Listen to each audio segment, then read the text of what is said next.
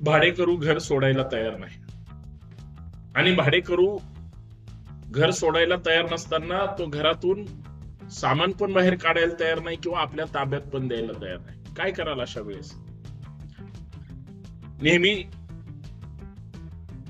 भाडेकरू मिळण्यासाठी प्रयत्न करावा लागतो, जाहिरात करावी लागते, चांगला भाडेकरू मिळेल याची काही खात्री नसते,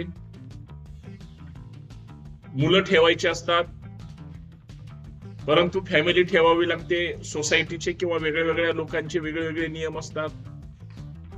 आणि अशातच जर फॅमिली ठेवली आणि बऱ्याच वर्षापासून ते जर त्याच ठिकाणी राहत असतील तर त्यांना असं वाटायला लागतं की हे माझंच घर आहे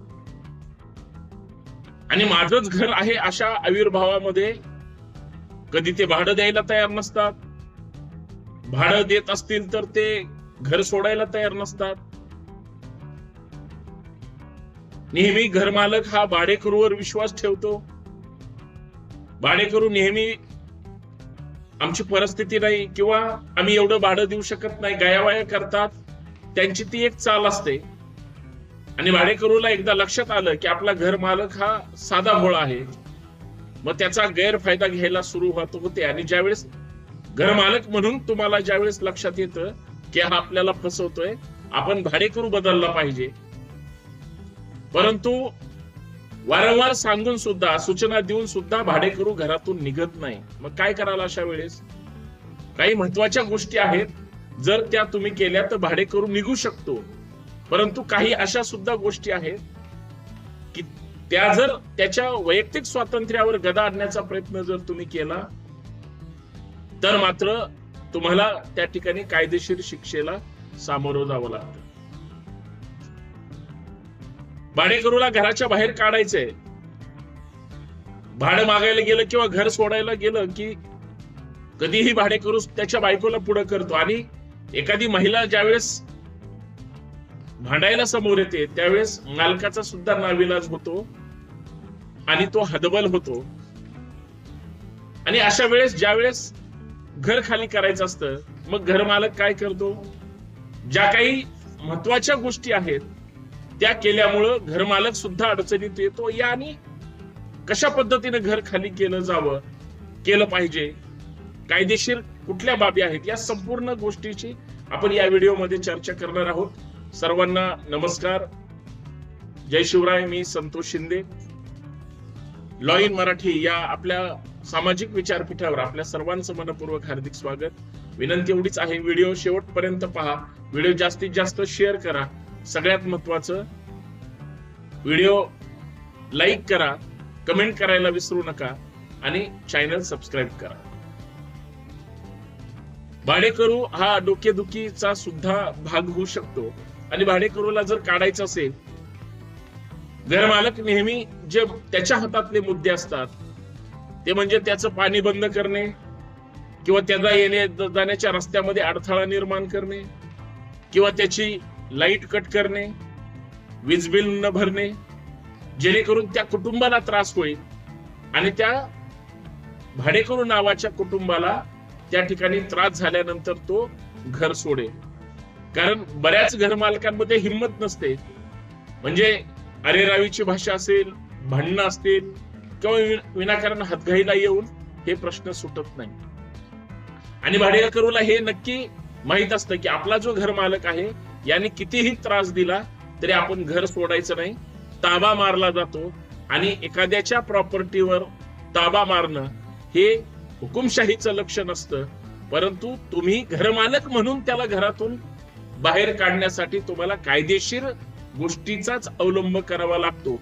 जर कदाचित तुम्ही त्याचं पाणी बंद केलं, जी जीवनावश्यक गोष्ट आहे, तुम्ही वीज बंद केली, त्याच्या घरात मुलं असतात किंवा त्याच्या ज्या दैनंदिन गरजा आहेत त्या जर तुम्ही त्या बंद करण्याचं काम केलं तर मात्र त्याने जर पोलिसांमध्ये तक्रार केली तर तुमच्यावर कायदेशीर कारवाई होऊ शकतो, तुम्ही अडचणीत येऊ शकता, तुम्हाला वेगळ्या पद्धतीने त्रास दिला जाऊ शकतो. मग याला सगळ्यात चांगला पर्याय काय आहे? कायद्यामध्ये याबाबत काय तरतूद आहे? तर मला असं वाटतं कुठल्याही घरमालकाने हा व्हिडिओ पाहिल्यानंतर नक्कीच ते निश्चिंत राहतील. जर भाडेकरू निघत नसेल तर तुम्हाला महत्वाच्या 3-4 गोष्टी करणं अपेक्षित आहे. ते म्हणजे सर्वप्रथम एखादा वकील शोधणं. कुठलाही भाडेकरू निघत नसेल तर त्याला कायदेशीर वकिलांमार्फत नोटीस दिली गेली पाहिजे. कारण नोटीस दिल्यानंतर त्याला सूचना जाते की आपल्याला आपलं जे भाडेकरू म्हणून जी काही मुदत आहे, कारण शेवटी भाडेकरू आपण 11 महिन्याच्या किंवा तो 2-5 वर्षापासून राहत असतो, त्याचं अग्रीमेंट सर्वप्रथम आपण केलेलं आहे का, केलं पाहिजे का, याची सुद्धा पडताळणी केली पाहिजे. म्हणून सर्वप्रथम आपण जे भाडेकरू ठेवलंय त्याचं अग्रीमेंट झालेलं आहे का हे पाहणं किंवा अग्रीमेंट करणं आणि नंतरच भाडेकरू ठेवणं हे सगळ्यात महत्वाची कायदेशीर बाब आहे. आणि मग त्याची अग्रीमेंटची जर मुदत संपली, समजा 11 महिन्याचा उदाहरणार्थ कालावधी आहे, तर त्या 11 महिन्याच्या कालावधी उलटल्यानंतर त्याची अग्रीमेंटची मुदत संपल्यानंतर भाडेकरूला तसंही कायद्याने ते घर सोडणं बंधनकारक आहे. समजा नाही सोडलं, तो दादागिरी करत असेल, अरेरेवीची भाषा वापरत असेल किंवा बेकायदेशीर पद्धतीने ताबा मारून बसला असेल, तुम्ही वकिलांमार्फत दिलेली नोटीस ही त्याला एक कायदेशीर इशारा आहे.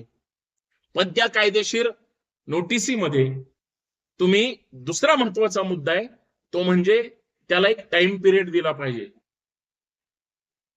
15 दिवसात खाली कर किंवा 20 दिवसात खाली कर, ही टाइम बॉन्ड त्याला दिल्याशिवाय तो तुमचं घर सोडणार नाही.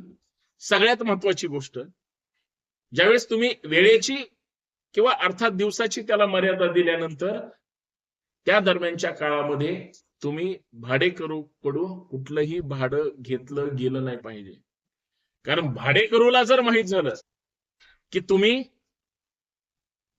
त्याच्याकडून भाडं पण घेताय आणि त्याला घराच्या बाहेर पण निघ म्हणताय, तर हे तुमच्यासाठी अडचणीचं ठरू शकतो. तो क्लेम करू शकतो की मी जर भाडं देत असेल तर मग मला इथून बाहेर काढायचा संबंध काय किंवा गरज काय. आणि ज्यावेळेस तुम्ही वकिलांमार्फत नोटीस देता किंवा टाइम लिमिट तुम्ही त्याच्यामध्ये देता, तुम्ही भाडं घेण्याचं बंद करता, त्याला कायदेशीर दृष्ट्या तुमचं घर खाली करणं हे बंधनकारकच आहे. आणि शेवटचा मुद्दा, तुम्ही ही सगळी मर्यादा टाकल्यानंतर समजा तो ऐकत नसेल, तो परत अरेरावी करत असेल, तर त्या भाडेकरू विरोधात तुम्ही रितसर पोलिसांमध्ये तक्रार करून त्याच्या विरुद्ध फौजदारी गुन्हा दाखल करू शकता. कारण तुमची स्वतःची मालमत्ता आहे, तुमच्या मालमत्तेमध्ये तुमच्या प्रॉपर्टीमध्ये तो बेकायदेशीररित्या राहतोय हे प्रूव्ह होऊन जातं आणि तुम्ही त्याला भाडेकरू म्हणून काढू शकता. या आणि अशा महत्वाच्या गोष्टी या ठिकाणी आपण करू शकता. मित्रांनो, हा व्हिडिओ कसा वाटला नक्कीच कळवा. जास्तीत जास्त इतर लोकांपर्यंत पाठवा. धन्यवाद. वेगळ्या व्हिडिओच्या माध्यमातून भेटत राहू, चर्चा करत राहू.